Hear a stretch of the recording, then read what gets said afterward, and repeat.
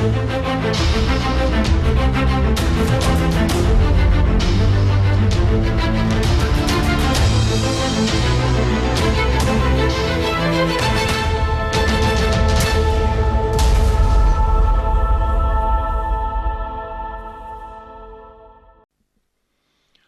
ба мухлисон ва дӯстдорони гӯштини суннатӣ. дар ҷамоати деҳоти шугнови ноҳияи ховалинг мусобиқаи кушоди ҷумҳуриявӣ оид ба гӯштини миллӣ баргузор гардид. дар рафаи таҷлили ҷашни иди ҷавонон ки 23 май баргузор мегардад, ҳамаи мураббиён, устодон ва собиқадорон ҳам дар расми ифтитоҳи ин мусобиқот дар ҷамоати шугнови ноҳияи ховалинг дар ин чорабинии бошукӯҳ ширкат варзиданд. дар ибтидо ба собиқадорон тоҳфаҳои хотиравӣ тақдим карда шуд. баъдан наврасону ҷавонони лаёқатмандро ҳам мураббиён ба ҳамагон маърифӣ намуданд. аз 178 нафар иштирокчӣ ки бештарашонро ҷавонон ташкил мекарданд, дар сабқати ҷамоати деҳоти шугнови ноҳияи ховалинг аввалин шуда наврасони вазнашон то 32 кило ба майдон баромаданд. ва воқеан ҳам барои ҳавасмандгардонӣ, барои доир намудани ин чорабинии бошукӯҳ албатта роиҷ аст ки чун ҳамеша чун анъана аз рӯи расму оини гӯштини суннатӣ наврасонро бо дуои неки пирони чашмикордони гӯштини суннатӣ ба майдон бароранд. ҳамин тавр ҳам шуд ва воқеан ҳам имрӯз як гурӯҳи варзишдӯст, афроде ки ба варзишҳои суннатӣ таваҷҷӯҳи хоса доранд ва дар ҷараёни сабқатҳо ҳам мехоҳанд ки падидаҳои лаёқатмандро кашф созанд ва аз ҳисоби чунин варзишгарони моҳиру ғолиб ҳайати дастаҳои ноҳияҳои дурдасти мамлакат мукаммал гарданд. одинашо Каримов, Сиротиллои Абдусамад, Раҳматуллои Сафаралӣ, Рӯҳулло Каримов ва Муҳаммад Назаров, Фозил Ҳакимов, Шоҳ Абдулҳақов ва дигар нафароне ки дар баргузории ин мусобиқот муваззаф буданд, дар ибтидо наврасонро ба майдон оварданд ки онҳо ҳам ҳавасмандиашон бештар гардад ва дар оянда ҳам ин анъанаро боз идома диҳанд. ва дастури пирони Барнодил албатта барои ин чеҳраҳои асил дар оянда ҳам як нақши арзанда дорад. чунки имрӯз наврасон ғолиб оянд, даст боло гарданд, фардо ҳам барои муваффақият ҳам бештару зиёдтар кӯшиш хоҳанд кард. дар ибтидо 4 ҷамоати деҳоти ноҳияи ховалинг варзишгарони наврасашон ба майдон баромаданд ва ба тоҳфаҳои хотиравӣ сарфароз гардонида шуданд. ва анъанаи миллии гӯштини суннатӣ албатта бисёр ҳам рӯҳияи насли наврасро қавитар месозад, ба истиснои он натиҷаҳои беҳтар ва ҳамчунин дар рақобатҳои ки мусовӣ анҷом ёфтанд, боз ҳам аз ҷониби афроди варзишдӯст, кумитаи тадорукот ва мақомоти маҳаллии ҳокимияти давлатии ноҳияи ховалинг тоҳфаҳои хотиравӣ ба онҳо тақдим карда шуд, ки дар бархе аз майдонҳои дигари гӯштини суннатии шаҳру навоҳии мамлакат чунин анъана идома намеёбад ва дар баробари мусовӣ анҷом ёфтан албатта ба нафарони ки ноком буданд, яъне ғолиб дар давр ки муайян нагардид, онҳо аз тӯҳфа бенасиб мемонанд. аммо дар ҷамоати деҳоти шугнов ин ба тарзи дигар риоя карда шуд ва ба нафароне ки сабқатро мусовӣ сомон доданд тоҳфаҳои хотиравӣ ҳам сарфароз гардонида шуд. акнун дӯстони азиз, чун фурсат аст ки беҳтаринҳоро ба шумо маърифӣ кунем. дақиқаҳои аввалу саввумро наврасон паси сар карданд. муҳиддини толиб, паҳлавони хилъати сафеддошта аз ноҳияи Шамсиддини Шоҳин ба майдон баромад ва ҳарифаш Иззатулло аз ноҳияи Ховалинг бо хилъати кабуд дар майдон аст ва дақиқаи аввал ҳар ду ҳам кӯшиш доранд. ва инҷо Иззатулло аввалин шуда талош мекунад ки усули сари кифро хуб истифода кунад ва барояш имкон даст намедиҳад. ва барои муҳиддин чун баён кардем, муҳиддини толиб ки дар варзишгоҳи марказии ноҳияи Ховалинг бо 5 нафар ҳарифи худ муваффақ гардид, хеле талошу мубориза бурд ва дар ҷамоати деҳоти шугнови ноҳия боз ҳамин маҳораташро ҳам мехоҳад ки сайқал диҳад. дақиқаҳои аввал инҷо ҳам бо бартарӣ начандон бештари паҳлавони хилъати сафеддошта паси сар мегардад ва имрӯз ҳам як иди мутантан дар арафаи ҷашни бошукӯҳи иди ҷавонон дар тамоми مناطق کشور با برگزاری مسابقه های زیادی ورزشی طنین انداز است و امروز هم البته جوانان بیشتر در میدان جماعت دهات شگناوی ناحیه خاولنگ خوب هنرنمایی کردند که ما همان چهره های اصیل غالبان را در این گزارش به شما معرفی میکنیم. محیدین اینجا هم باز یک عملی دیگر را با موفقانه انجام دادن نتوانست و داور عبدالستار از ناحیه سنگوار اشاره دارد که رقابت پهلوانان در مرکز میدان جریان میگیرد. محیدین این فرصت هم میتواند که باز هم با یک ترتیب خیلی مساعدی حرکت دیگر حریفش را خوب به زمین افشاند. حالا محیدین امکانیت جالبتر دارد. محیدین همین امکانیتی بهتر و خوب استفاده کرد و حریف را به تخته پشت افشانید. اصول سری سیوجی را خیلی خوب استفاده کرد. قبلا میتوانست که هلوکی بیرون را یک مورد عمل قرار دهد، موفق نشد و بعدا هم اصول سری سیوجی را این پهلوان ناحیه شمس‌الدین شاهین خوب استفاده کرده توانست. یک محبت به گوشین ملی است که امروز هم البته ببینید که نوابسته از شرایط مساعد تماشا در این ورزشگاه خوردکه که جماعت دهات شگناو علاقه مخلصان خیلی هم زیادن و حتی از مسافه دور هم این رقابت ها را تماشا دارند.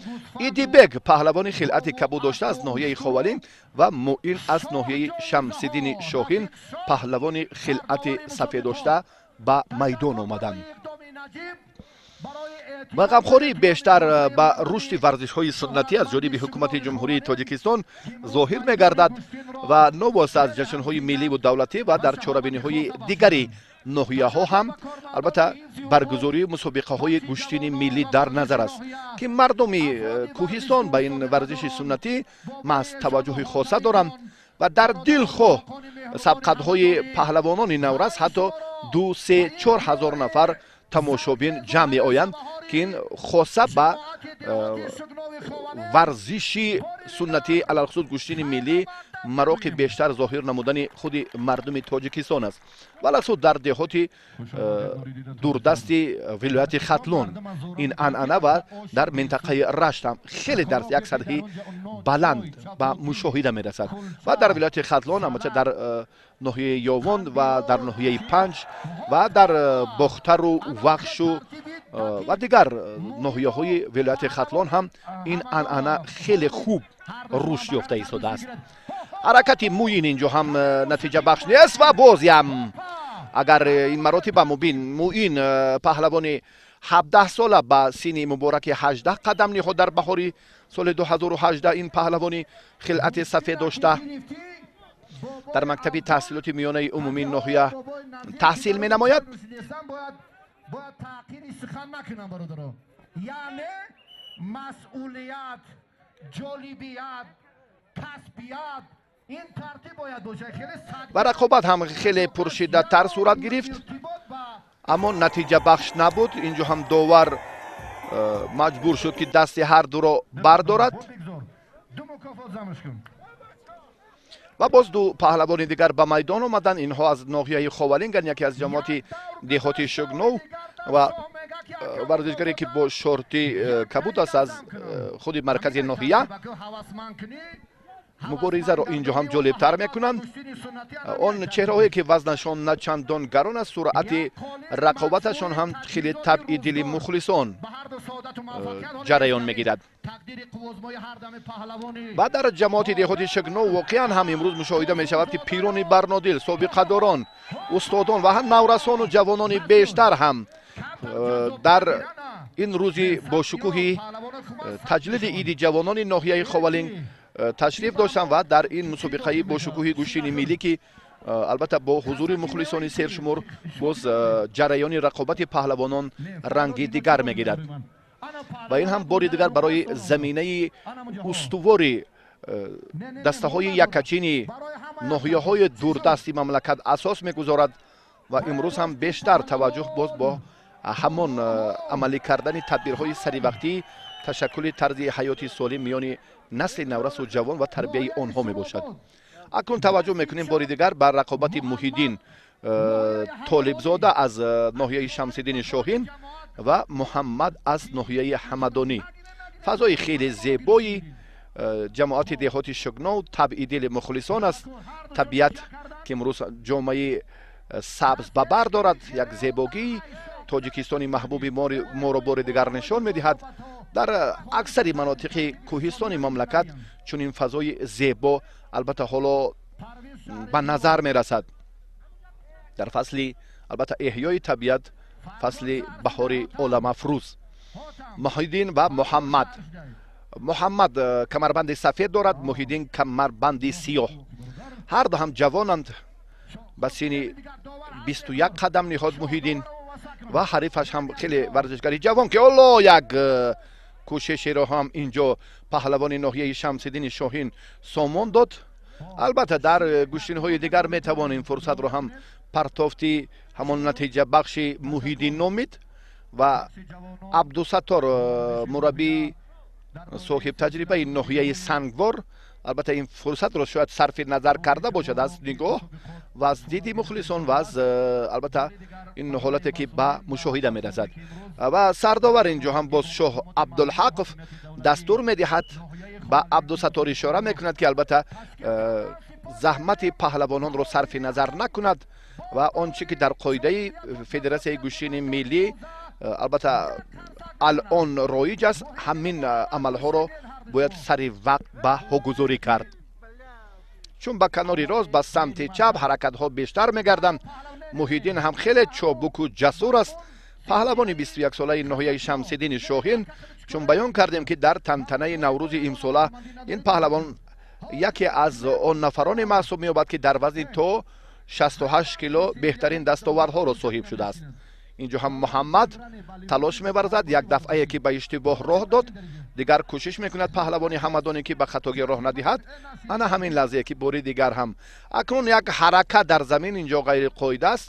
яъне аввалин амал чун зонаи ҳариф, дасти ҳариф чун ба замин афтид, дигар инҷо ҳам ҳаракати изофа ба ин нобат гирифта намешавад. ишора мекунад мураббии ҷавон Абдусаттор аз ноҳияи Сангвор. рақобат идома меёбад дар ҷамоати деҳоти шугнови ноҳияи Ховалинг. таъсис додани ин мусобиқот дар рӯзи албатта дар арафаи ҷашни рӯзи ҷавонон, ин ҳам як фоли нек аст. фикр мекунам ки барои боз ҳам тарбияи ҷавонон ва аз ҷониби дигар барои боз ҳам сайқал ва такмил додани маҳорати ҷавонон дар майдони гӯштини миллӣ ва боз ҳам ташаккули тарзи ҳаёти солиму тарбияи ҷавонон ва албатта хеле чунин чорабиниҳои оммавии варзиши гӯштини миллӣ барои ҷавонон аз манфиат орӣ нест. муҳаммад ва муҳиддин ҳар ду ҳам мубориза бурданд. ду партофти муҳиддин ҳам хеле ҷолибтар буд, чун сарфи назар гардиданаш ҳам ин ба салоҳияти худи довар вобастагӣ дорад. як фазои зебои ҷамоати деҳоти шугновро бори дигар манзури шумо кардем ки хеле табъи дили мухлисон буд. акнун Фатҳиддин ҳоло мехоҳад ки баъд аз он нокомии ҳамдастааш аз ноҳияи Ховалинг ба майдон ояд ва бо муин паҳлавони ноҳияи Шамсиддини Шоҳин рақобат кунад. муин хилати сафед дорад, қомати баланд ва ҳарифи ӯ Фатҳиддин аз ноҳияи Ховалинг чун акнун баён кардем.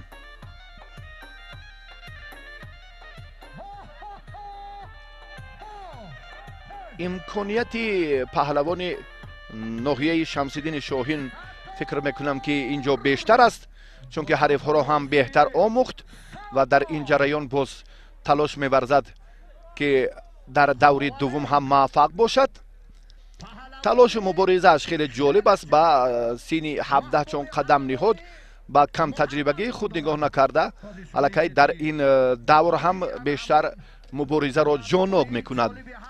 паҳлавонони шӯҳратманд дар ин мусобиқот хеле зиёданд ва боз ҳам шоистаи ифтихор ва қабули зикр аст ки Одинашоҳ Каримов, Сиротуллои Абдусамад, Раҳматуллои Сафаралӣ, Рӯҳуллоҳ Каримов, Муҳаммад Назаров, Фозил Ҳакимов, Шоҳ Абдулҳақов ва боз чандин нафарони дигар дар баргузории ин мусобиқот ҳам саҳми арзанда гузоштанд.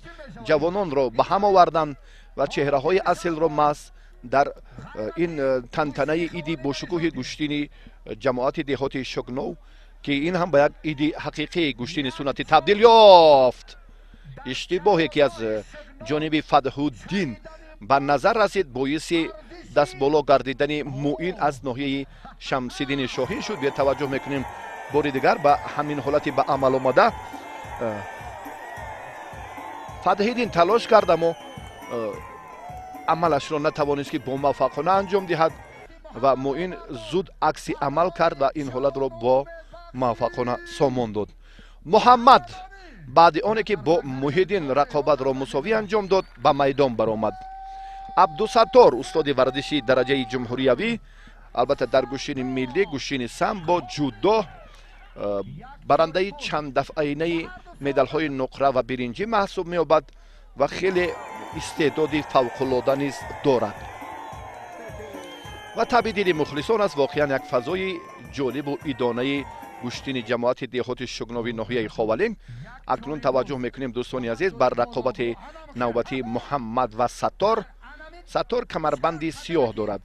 муҳаммад паҳлавони ноҳияи Ховалинг бо камарбанди сафед. чун дақиқаи аввал барои ҳарду ҳам мушкилтар аст. Саттор эҳсос кард як партофти хеле ҳам ҷолиби Муҳаммади 19-солаи ноҳияи Ҳамадонӣ.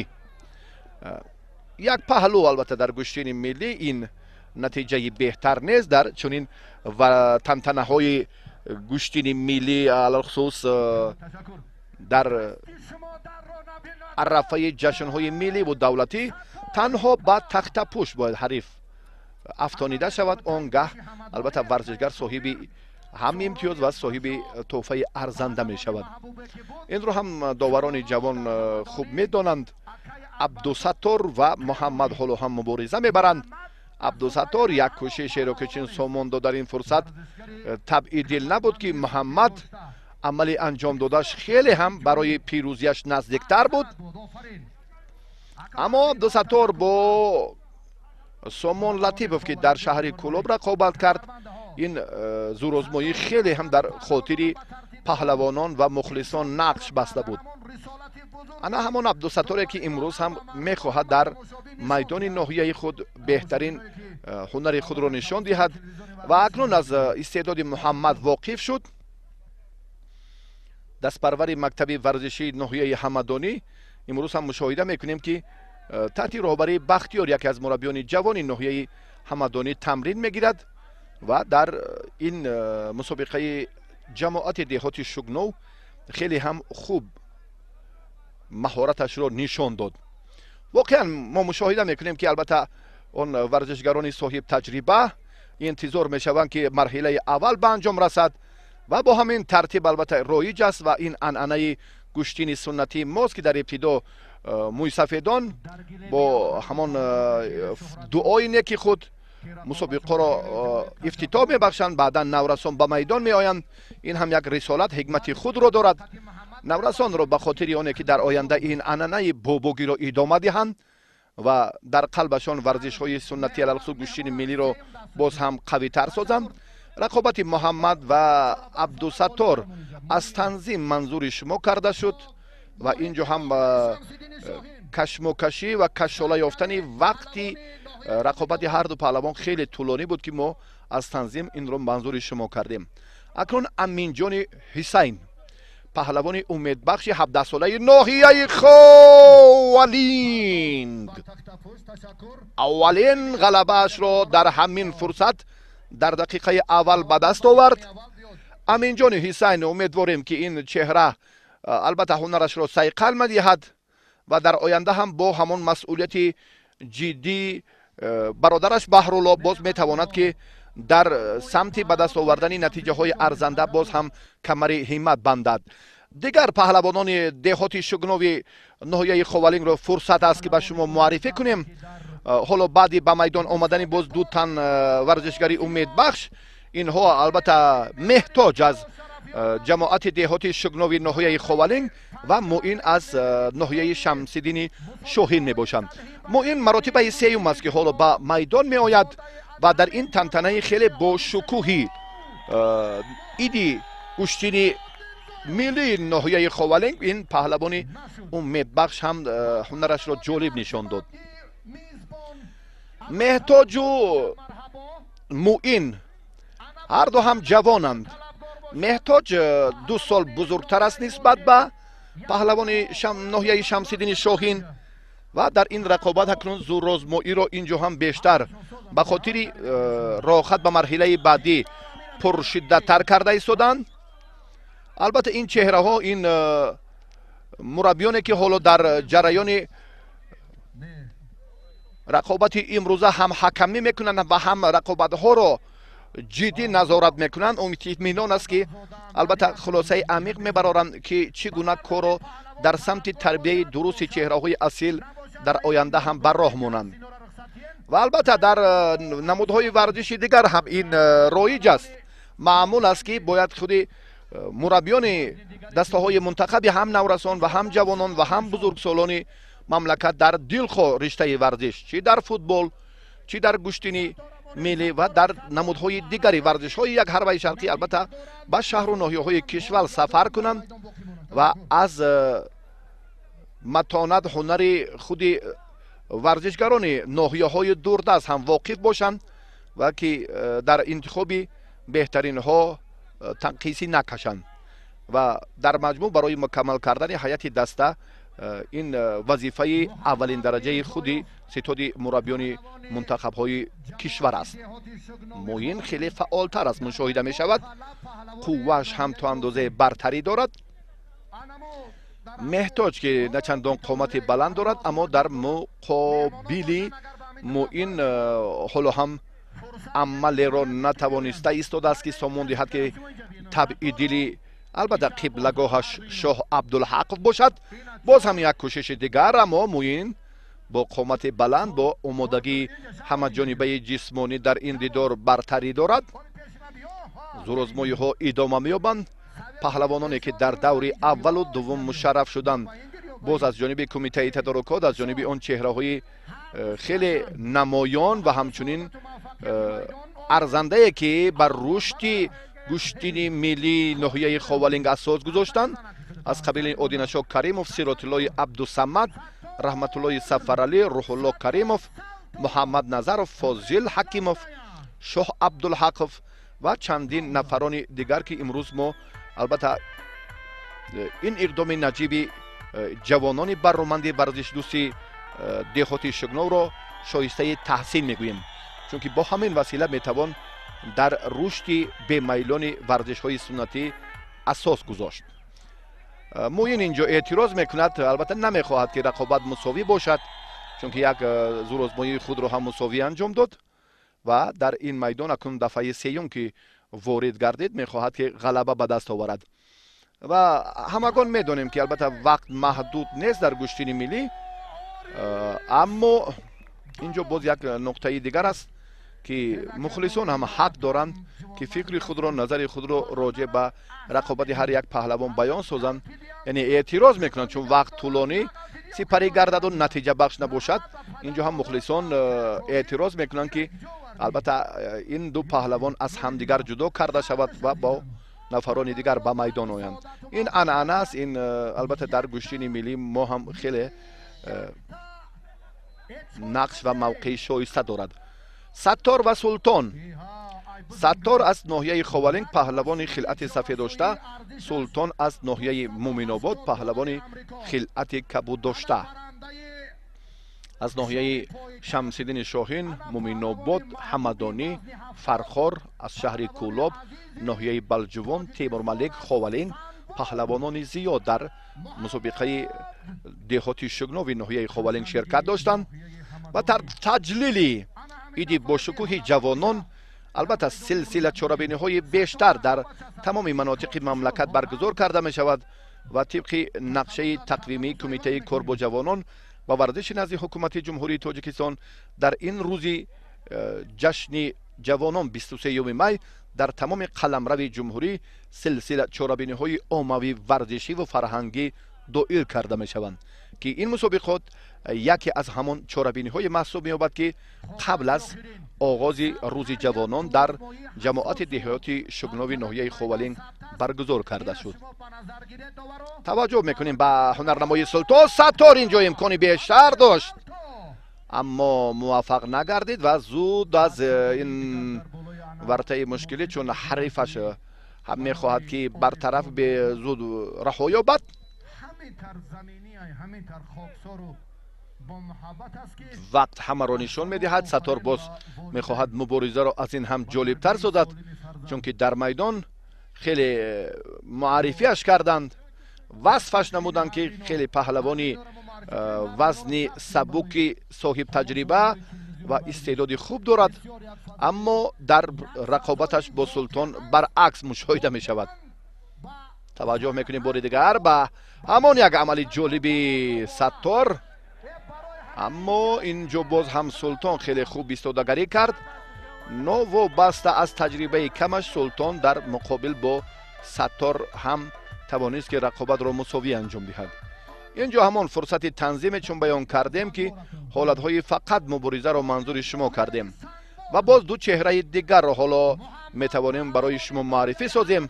این عارف دادو پهلوان کمربندی سیاه داشته از ناحیه سنگبار است و محمد پهلوان از ناحیه حمدانی. در به دست آوردن جام پایتخت این پهلوان ناحیه سنگبار خیلی هم زحمتش ارزنده بود و همچنین باز در مسابقات مختلفی مملکت در بازی‌های ورزشی تاجیکستان و در چمپیونات مملکت آید به گشتین هم سامبو، گشتین ملی و گشتین جودو هم بیشتر هنرنمایی میکند و این چهره را کل مخلصان گشتین ملی خوب میشناسند. محمد همچون رقابت کرد، در دور اول هم زور آزمایش مساوی انجام یافت، در دور دوم هم همچنین دو مساوی دارد و عارف دادوف این اولین قوه آزمایش را میخواهد در اینجا باز هم بهتر انجام دهد. عارف بسیار زیرک است، ماهر و صاحب تجربه. اگر رقابت چنین صورت گیرد باز عارف میتواند که تکتیکای دیگر را پیشه کند، یعنی بیشتر زیادتر همان از اصولهای گشتین ملی جودو سامبو برخوردار است. میتواند که در این جریان هم باز همین عملهای جالبش را با موفقانه سامان دهد. الکی برتری پیشصفی پهلوان ناحیه سنگبار به نظر میرسد، چون که این ورزشگر تجربه غنی مسابقه های سطح جمهوریوی را دارد و پهلوان ناحیه حمدانی محمد باشد برعکس. این چهره را ما بار اول است میبینیم که در چنین میدان ها هم خوب هنرنمایی کرد. نفر تصادفی نیست، دست پرور مکتب ورزشی ناحیه حمدانی، کمربند سفید دارد. عارف دادوف یادآور میشویم همین ورزشگره کی آی چون بیان کردیم که خیلی ماهر است، در یک نفس در یک لحظه میتواند که کاری را سامان دهد که به نفع رقابت خیش باشد. چون این هم کرد. عارف دادوف محمد را شکست داد و به مرحله بعدی راه یافت. ببینید همین طرزی که البته خیلی و خیلی مساعدت کرد برای پیروزی پهلوان محبوبی ناحیه سنگبار عارف دادوف.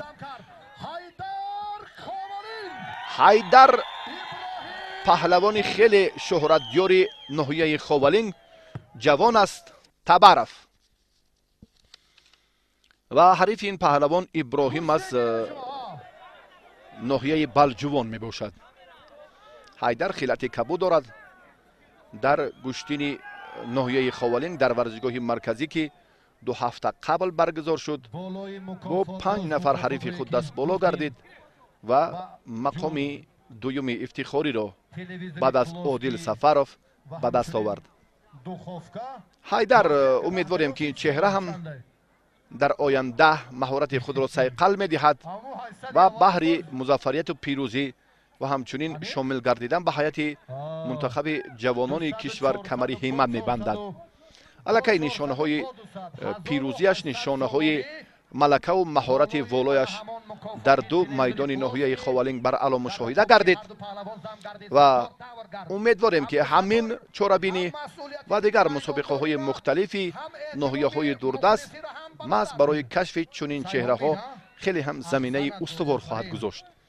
ҳайдар инҷо боз ҳам муборизаро ҷолибтар месозад. иброҳим паҳлавони хилъати сафед дошта аз ноҳияи балҷувон, албатта дар муқобил бо ин варзишгари умедбахши ноҳияи ховалинг кори беҳтарро наметавонад ки сомон диҳад.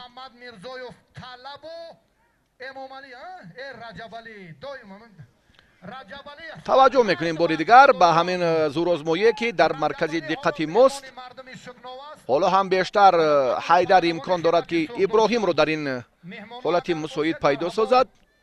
вазнашон ҳам на чандон фарқкунанда аст ва дар гӯштини миллӣ чунин амалҳо аз назарҳо дуранд. албатта ҳам вазну ҳам вақту ҳам сину сол ва маҷмӯи амалҳои паҳлавонон инҷо аз мадди назари доварон дур нахоҳад монд. боқӣ дигар ҳама инҷо бидуни гуфтугӯ албатта ба инобат гирифта намешавад. ҳайдар паҳлавони хилъати кабуд дошта ҳоло дар як фурсати созгор аст. иброҳим ҳарду ҳам дар як ҳолатан. ҳайдар амал мекунад, аммо ин маротиба ҳам иброҳим аз ин ҳолат раҳо меёбад. бори дигар ҳам ҳайдар мубориза мебарад. бори дигар иброҳим. дар 20 сония ҳарду ҳам талош карданд, аммо муваффақ нашуданд. ва воқеан ҳам хеле ва хеле имрӯз ҳам аз иштироки мухлисони сершумор, аз номусоиди обу ҳаво ва дар маҷмӯъ агар мо ба ҳамаи амал ва назарҳои худи паҳлавонон, доварон, ташкилкунандагони ин чорабинӣ таваҷҷӯҳ кунем, воқеан ҳам гӯштини миллиро дӯст медоранд ки ба дурии роҳ, ба масофаи хеле дурии макони баргузории мусобиқот ва номусоидии обу ҳаво нигоҳ накарда ҳама дар ин мусобиқот мехоҳанд ширкат варзанд. маъз паҳлавонони ҳавасманди ноҳияҳои минтақаи Кӯлоб аз Шамсиддини Шоҳин, Муминобод ва боз шаҳри Кӯлоб, ноҳияҳои ҳамадониву восею Фархор, Балҷувону Темурмалик. хеле хуб ҳайдар мубориза бурд, хеле талош варзид. акнун бисёр созгор аст, муфид аст ана ҳамон лаҳзае ки боз ба ҳамон тартиби ҳаракатҳои бобоӣ таваҷҷӯҳ кунад. фикр мекунам дар гӯштини миллӣ акнун баъди оне ки ҳалуки беруна, сари севҷӣ, дохила, сари китф, бо ҳамаи кӯшишҳояш ки самар наовард, ҳайдар ин самтро тағйир дод. бори дигар ҳамин ой хеле беҳтар. аммо иброҳим ҳам аз ин ҳолатҳои анҷомдодаи ҳарифаш қаблан ҳам воқиф буд, чунки дар гӯштини ноҳияи ховалинг як деҳоти паранак ки 2 ҳафта қабл дар варзишгоҳи марказии ноҳияи ховалинг бо ибтикори албатта ҷавонони саховатпеша ва афроди варзишдӯсти ин деҳоти паранаки ноҳияи ховалинг ки баргузор гардид, ин паҳлавонон ҳам дар мусобиқот ширкат доштанд, аммо бо ҳам вонахӯрда буданд ва имрӯз аввалин рақобатро дар майдони ҷамоати деҳоти Шигнов анҷом дода истоданд. ҳайдар ҳам мубориза мебарад, дар майдони худ мехоҳад таби мухлисонашро шод кунад. аввалин нафаре ки хеле барояш кафкӯбӣ карданд ва талошу муборизаашро бо ҳамон қарсакҳои пайваста истиқбол гирифтанд. иброҳим то андозае хаста шудааст, инро ҳам довар мушоҳида мекунад. албатта дигар ҳаққи дасткашии ин муборизаро албатта надорад то ҳамон лаҳзае ки агар пирӯзиро ба ҳарифаш надиҳанд, бале, ё мусовӣ ҳам бо дастуру бо машварати якдигар сурат мегирад. Саттор аз ноҳияи ховалинг ба майдон баромад ва акнун ин маротиба ҳам ҳарифаш боз ҳам ҳаким аз ноҳияи сангвор. мубориза ҳам ҷолибтар мегардад. Саттор хилъати кабуд дорад, ҳарифаш бо хилъати сафед дар майдон. Саттор як истеъдоди фавқулода дорад ки гоҳ-гоҳ ҳам албатта мувозинати ҳарифро кун мекунад ва чӣ ҳолате ки ба амал омада. Саттор ин паҳлавони маҳбуби ховалинг, бибинед ҳарифро чӣ гуна мувозинаташ ро гум кард ва бо ҳамаон усули хеле ва хеле ҷолибаш сари китф карду ҳарифро ба тахтапушт афтонид. як қувозмоиро мусовӣ анҷом дод ва ғалабаи дигарро ба пирӯзӣ хотима дод. акнун ҳайдар табаров ҳоло дар майдон аст ва баъди оне ки иброҳим аз қувозмоӣ даст кашид, ҳайдар даст боло шуд ва муҳаммад паҳлавони ноҳияи сангвор аз самти чапи довар. ҳар ду паҳлавон ҳам хеле ва хеле истеъдоди хуби майдонҳои гӯштини миллиро доранд. ҳайдар ҳам ҷавони хоксор аст. албатта ана ҳамин расму оинро ҳаргиз фаромӯш намекунад. дастфишурӣ пеш аз оғози рақобат ва боз ҳамин амал баъд аз хотимаи рақобат новобаста аз натиҷа ё қувозмоиро ба бохт анҷом медиҳад ё ба пирӯзӣ. бориши борон то андозае ба ҷараёни рақобати бархе аз паҳлавонони камтаҷриба инҷо ҳам монеа эҷод кард. аммо ин вохӯрӣ нисбат ба дигар вохӯриҳо ёдовар мешавем ки фарқкунанда буд ва табъи дили мухлисон. дар гилеми дигар абушаҳна ва эмомалӣ рақобат доранд. абушаҳна аз ноҳияи темурмалик ва эмомалӣ аз ноҳияи панҷ. ҳайдар ва муҳаммад рақобатро дар гилеми марказ идома медиҳанд. ҳайдар бо ҷуръатона мехоҳад ки албатта мизбони ин мусобиқот аст, дар майдони худ беҳтар ҳунарнамоӣ кунад. аз ин хотир зиёдтар мубориза мебарад. иброҳимро шикаст доду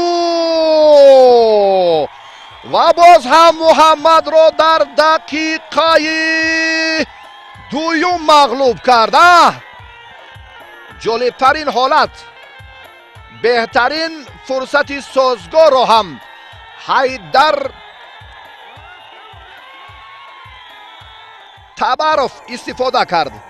ана ҳамин фурсате ки ой хеле ногувор буд барои муҳаммад паҳлавони сангворӣ. ҳайдар ба дасташ овард ва тавонист ки ду тахтапушти ҳарифро ба замин шинонад. ба ҳалол ин имконияти беҳтар буд дар ба даст овардани мукофотҳои шоиста ки чун баён кардем. аминҷони ҳусайн ин паҳлавони 17-солаи ноҳияи ховалин хилъати сурх дорад. дар нимаи чапи майдон рақобаташ бо варзишгари ноҳияи муминобод идома меёбад. илҳом ин чеҳраро ҳам мо дар мусобиқаҳои дигар кам мушоҳида кардем, аммо истеъдоди аминҷони ҳусайнро дар мусобиқаи ноҳияи ховалин бештар, албатта чун мавриди таваҷҷӯҳи мухлисон буд. талошу мубориза ҳам ҳамона идома меёбад дар як фурсат, дар як мавриде ки боз ҳам аминҷони ҳусайн бештару зиёдтар бояд амал кунад. усули сари кетф ҳалуки берунаро беҳтар истифода мекунад ва аксарияти ғалабаҳояшро ҳам тавассути анҷом додани ана ҳамин усул ба даст овардаасту ин фурсате ки довар ҳам метавонад ин амали аминҷони ҳусайнро ҳам баҳогузорӣ кунад. бибинед шароит барои албатта нишастан дар чунин кӯҳу даман нест, аммо муҳаббат ҳаст. меҳрубонӣ ба варзишҳои суннатӣ алалхусус гӯштини миллӣ зиёдтар аст. дар он ҷое ки курсӣ бештар асту мухлис нест, беҳаз оне ки дар чунин шароит албатта мухлис, албатта новобаста аз шароит ва имконият ба тамошои чунин мусобиқаҳо ҳамеша бештару зиёдтар меоянд ва ин ҳам бори дигар муҳаббати гӯштинро собит месозад ки ҳатто мусафеди 80-солаи ноҳияи ховалин ҳам дар тантанаи гӯштини миллӣ ҷамоати деҳоти шугнов ширкат дорад. партофти аминҷони ҳусайн ин ба тахтапуш буд. сеюмин ғалабаашро варзишгари ноҳияи ховалин ба даст овард. акнун одил сафаров устоди варзиши дараҷаи ҷумҳуриявӣ паҳлавони хилъати сафедошта ва аминҷони насим паҳлавони хилъати кабуддошта ба майдон баромаданд. аз як давр ба даври дигар рақобатҳо ҷолибтар мегарданд. муҳаммад мирзоев ва ҳамчунин боз ҳам инҷо раҳматулло сатторов, ҳайдар табаров این سه پهلوان محبوب جماعت دهاتی شگنو واقعا هم تلاش و مبارزه را در این میدان نسبت به دیگران خیلی جالبتر کردند و به دریافت تحفه‌های شایان و ارزنده و مکافات‌های ایدانه سرفراز گردانیده شدند. حالا وقت هست تا به معرفی این چهره ها در دورهای بعدی. امین جان اینجا مبارزه میبرد. عادل سفرов پهلوان خیلی محبوبی ولایت ختلان که 2 هفته قبل به دریافت جایزه در ناحیه خاولین شرفیاب گردیده بود. جمعخان نظریف را مغلوب کرد و مکافات عالی را در میدان خود در ورزشگاه مرکزی ناحیه خاولین به دست آورد. امروز هم در این عید با شکوهی گشتین ملی جماعت دهات شگنو خوب هنرنمایی دارد. رقابت ادامه خواهد یافت و چون مشاهده میکنیم که در گلیم دیگر پهلوانان باز هم برآمند ناحیه های 5 سنگوار، فرخار، بلجوان، تیمور ملک، مومن آباد، شمس‌الدین شاهین رقابت دارند. عادل سفرов اینجا مبارزه میبرد. اکنون از خط معین شده هر دو هم از گلیم چون بیرون گردیدند. داور اشاره دارد که در مرکز میدان رقابت پهلوانان ادامه یابد. بله، چون که اینجا موی سفیدان که در نیمه راست میدان نشستند تا در باز میدان را ترک نکردند و با بارش زیادی باران نگاه نکرده پیران برنادل سابقه‌داران ورزش و موی سفیدان زیادی جماعت دهاتی شگنو تا با آخر پهلوانان را همراهی کردند و این تنتنه را تماشا کردند. انا همین است یک محبت به ورزش های سنتی. عادل یک تلاش کرد و بعدا هم داور پرتافتش را حلال حسابید. عادل سفرов در دیدار اول امین جان نسیم را مغلوب کرد و به بار دیگر به حالت تکرار مشاهده میکنیم دست پهلوان را چگونه کوتاه می‌دارد و بعدا حلوک بیرونه را هم زود و سری وقت استفاده میکند. همین تنتنه تا در باز ادامه یافت. همین شهامت طبع دل مخلصان بود. همین طبیعت زیبا طبع دل مخلصان و بینندگان تلویزیونی ورزش است. به این اطمینان کامل داریم و واقعا هم در چنین فضا در چنین حالت هایی که ما هم البته حتی جای نشست نیست راست ایستاده انا همین جالبیت گوشین رو میخواهند که با هم ببینند و شکر از فضای آباد و سازنده کشوری محبوب ما تاجیکستان صاحب استقلال که همیشه در تمام قلمرو مملکت چاره‌بینی های سطحی با شکوه ورزشی از قبیل گشتین ملی ورزش سنتی ما با شکوه و شهامت خیلی بزرگ برگزار کرده می شوند. حکیم و سفر. حکیم خلعت کبود دارد، سفر با خلعت سفید. این دو پهلوان ناحیه خاولینگ و سنگوار با هم مبارزه برده ایستادند. سفر اینجا اشاره کرد اما من فکر بکنم این حالت نیست که داور هم این لحظه را حلال حسابد. البته فرصت تکراری رو بیاد با هم بار دیگر تماشا میکنیم. حکیم اینجا باز و بارش باران زیاد هم تو اندازه به جریان رقابت تاثیر رسانید. هر دو هم در یک حالت بودند. بعد این البته مشورت سرداور هم شاه عبدالحق به خلاصه معین آمد، عمیق آمد که این عمل البته برای غلبه سازگار نیست و بعدا هم پهلوانان به میدان آمدن. مشورت آنها هم طول کشید و رقابت سفر و حکیم هم طولانی ادامه یافت که بدون موفقیت هر دو بعدا به هر دو هم مکافات ادانه تقدیم کردند و همین طور پهلوانان از یکدیگر جدا شدند و در گلیم دیگر با دیگر ورزشگران مهمان زورآزمایی کردند. اکنون مرحله نهایی هم فرا رسید. مرحله که خیلی دیر باز هم انتظارش بودیم. مرحله که سید حامد سیدعلی و محمد میرزایف را به هم آورد. دو چهره که برای شاه جایزه مکافات عالی حالا مبارزه برده ایستادند. حکیم و سفر چون بیان کردیم که در همان گلیم بعد مشورت داور شاه عبدالحق آنها قوازمایی را ادامه دادند و خاتمه سبقتش را الکی ما اینجا بیان داشتیم.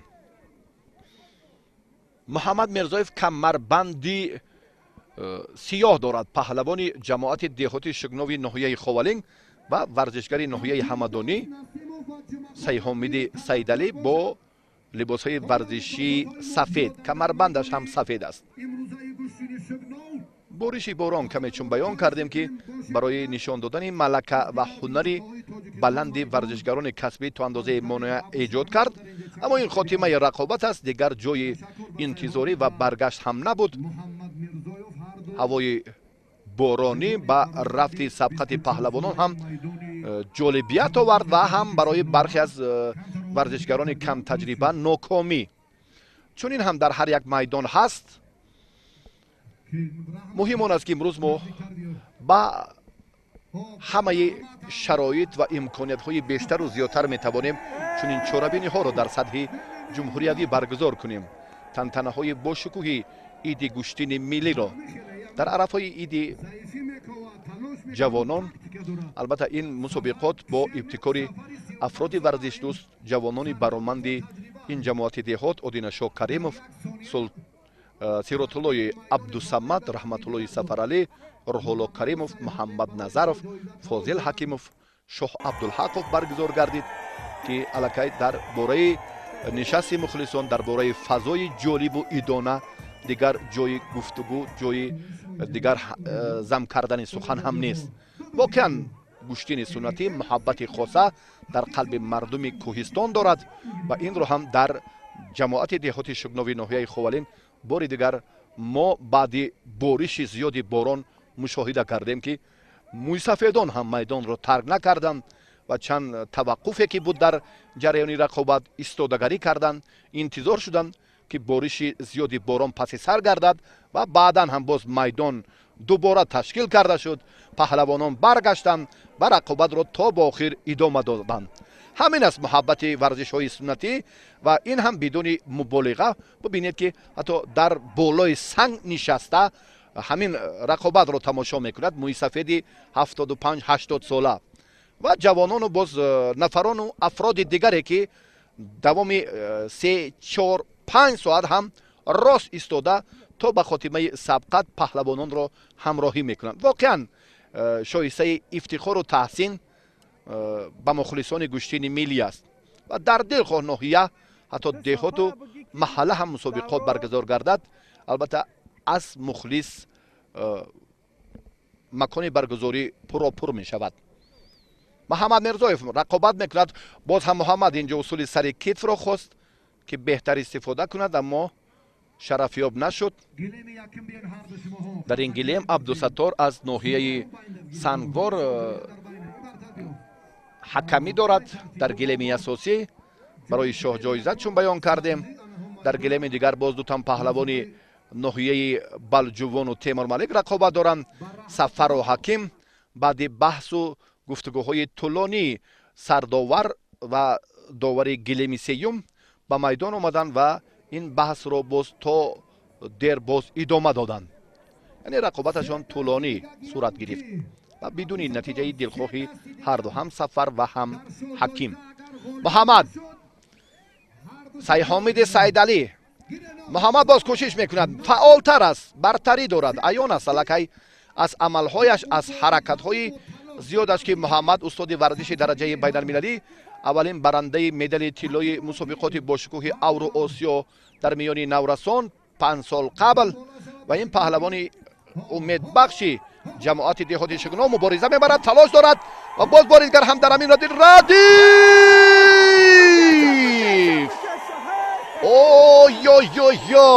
як партофти ҷолиби сари китф Муҳаммад Мирзоевро пирӯз гардонид ва ба дарёфти мукофоти Олӣ Шоҳ ҷоиза автомашинаи сабукрави Opel шарафёб гардид. ана ҳамин лаҳза канори рост чап ва баъдан ҳам мувозинатро ҳарифаш гум кард ва ҳарифашро ба тахта пӯш зад ва мақоми аввалро дар ин мусобиқот касб кард.